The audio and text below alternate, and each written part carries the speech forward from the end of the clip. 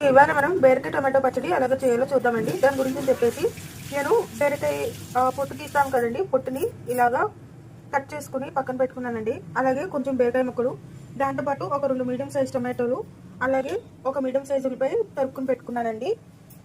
So బీరకాయ rich and fibre కదండి, so అందుకని ఇవాళ ఈ రెసిపీ చేస్తున్నామండి.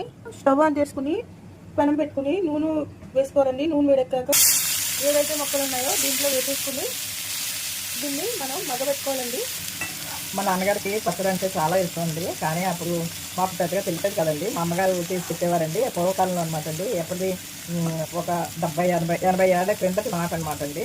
చాలా ఇష్టంగా ఉండేదండి మా నాన్నగారికి పచ్చడి చేసి పెట్టుకునేవారండి. అప్పుడు మేము ఇంకా చిన్నపిల్లం అండి. అలాగే ఆయన పాపం బిర్యానీ ఒకటి అడిగేవారండి, అది కూడా చేసి పెట్టలేకపోయానండి. వచ్చేది కాదండి నాకు, ఎందుకంటే అప్పుడు మాకు చిన్న వయసు అండి, పెట్టలేకపోయానండి. ఈలోగా నేను బీరకాయకి పోపు ఇలాగ వేయించేసుకుని నేను మిక్సీ జార్లో వేసుకుని చల్లారి పెట్టుకున్నానండి. మీకు పోపు ఎలా వేయించాలి ఏంటి అనేది కావాలంటే మేము డిస్క్రిప్షన్ బాక్స్లో పెడతామండి, మీరు చూసుకుని చేసుకోండి, పోపు వేయించుకుని పెట్టుకోండి.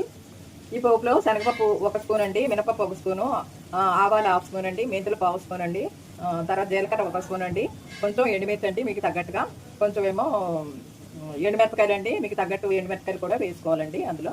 ఇప్పుడు ఇందులో నేను 1 స్పూను పసుపు వేసుకున్నానండి, ఒక 1/2 స్పూన్ వేసుకున్నానండి. వేసేసుకుని ఒకసారి కలిపేసుకుందామండి.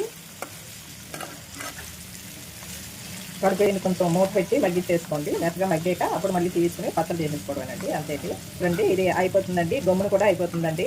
ఇది అన్నంలోకి, రొట్టెల్లోకి, దోశల్లోకి, ఇడ్లీలోకి బాగుంటుందండి. ఇది చాలా బాగుంటుందండి. చూడండి, చేసుకుని చూడండి ఒకసారి. చూసారు కదండి, ముక్కలన్నీ మగ్గిపోయాయండి. ఇప్పుడు మనం దీన్ని చల్లార్చుకుందామండి, ఎందుకంటే పచ్చడి చేస్తున్నాం కదండి అందుకని.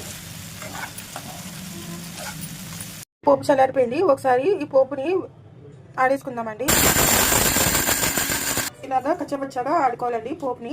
చూసారు కదండి, మనం వేయించుకుంది కూడా చల్లారిపోయింది. ఇప్పుడు మనం దీన్ని కూడా మిక్సీ జార్లో వేసేసుకుని ఒకసారి ఆడేసుకుందామండి.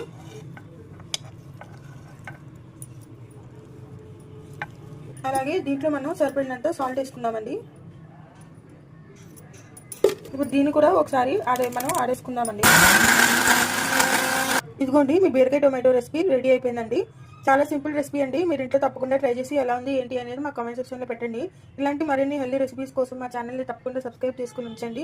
See you in the next healthy recipe. Thanks for watching. దీంట్లో ఫైబర్ అది ఎక్కువగా ఉంటుందండి, అందువల్ల ఆరోగ్యానికి కూడా చాలా మంచిదండి. అదే కాకుండా ఇందులో వేసినటువంటి టమాటో అనగా, ఉల్లిపాయ అనగా, తర్వాత పోపు వేసుకున్నాం కదండి, ఆ పోపు అన్నీ కూడా చాలా మంచివండి. పోపులోనేమో ఇవి ఉంటాయి కదండి, పోపులో అయితే ప్రోటీన్ ఉంటుంది కదండి, అది